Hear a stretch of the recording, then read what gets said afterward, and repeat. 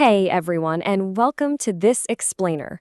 Today, we're essentially playing matchmaker, but for your aquarium. If you've ever stood there staring at those dazzling jewel-toned fish at your local shop and wondered exactly which one actually belongs in your home setup, well, you're in exactly the right place. Wrasses are undeniably some of the most visually striking and behaviorally fascinating fish you could possibly keep in a saltwater tank. But today, we're going way beyond the surface. We're looking at the absolute best wrasse species for a reef tank, focusing specifically on our top peaceful picks that'll bring your underwater world to life without causing total chaos.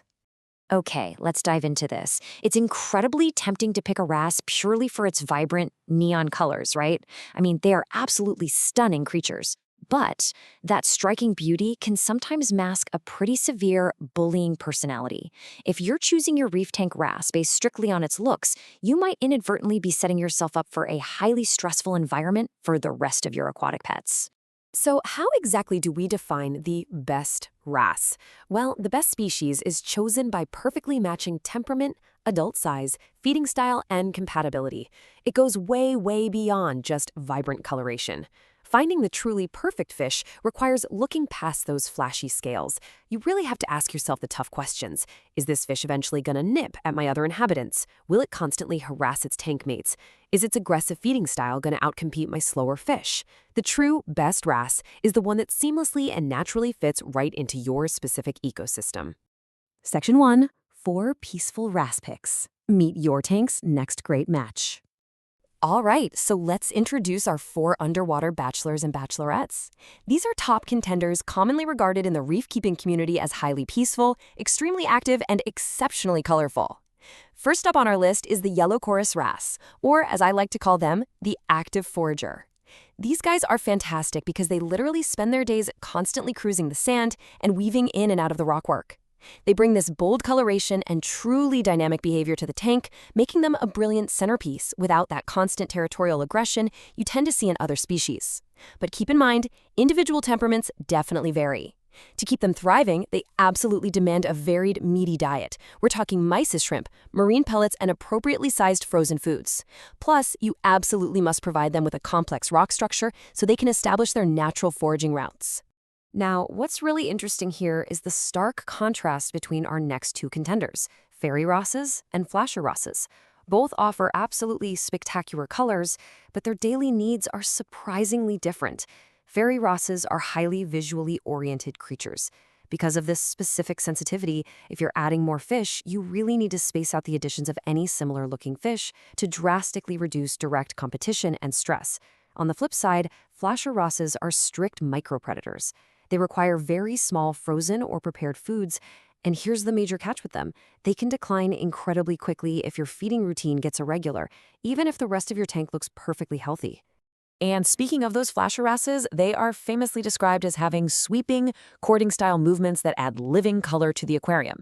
And man, that is exactly what you get. The males put on these incredibly vivid, sweeping displays that are basically a non-stop, hyperactive show.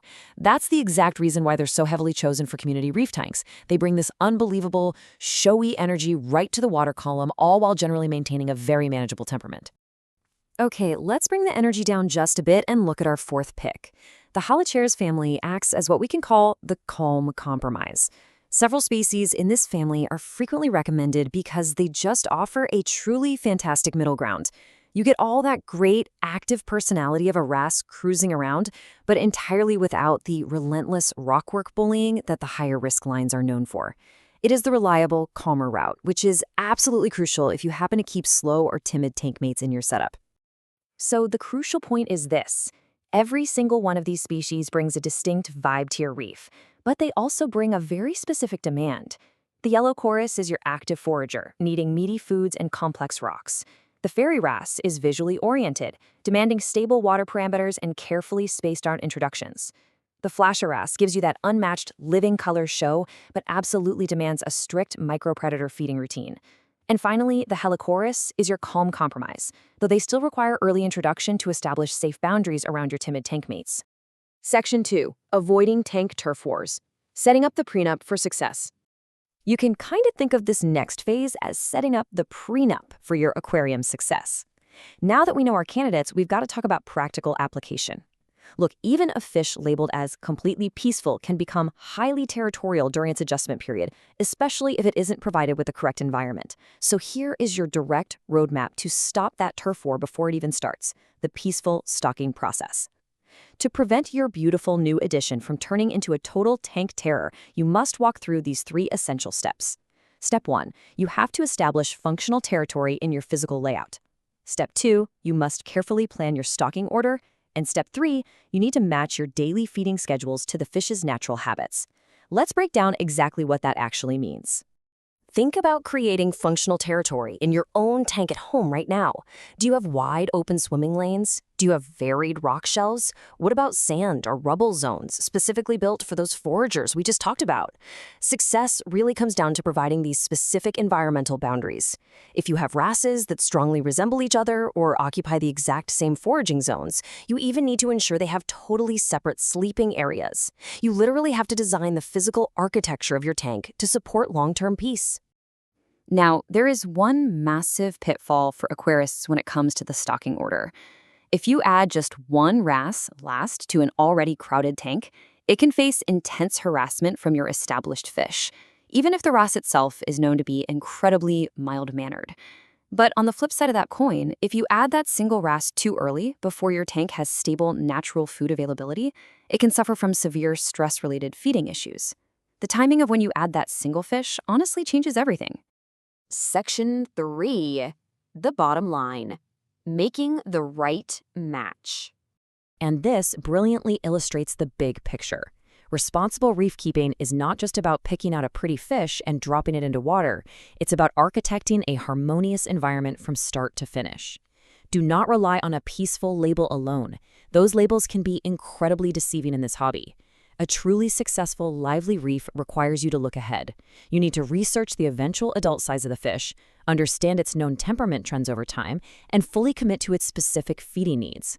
You're making a commitment to support its long-term health by matching those exact biological traits directly to your own tank setup and your personal daily routine. I want to leave you with this final, somewhat provocative thought to chew on. Take a really hard look at your aquarium right now. Does your tank's layout and your daily feeding schedule truly support the wrasse you want, or are you really just chasing living color? Evaluate your setup honestly before you make your next trip to the local fish shop.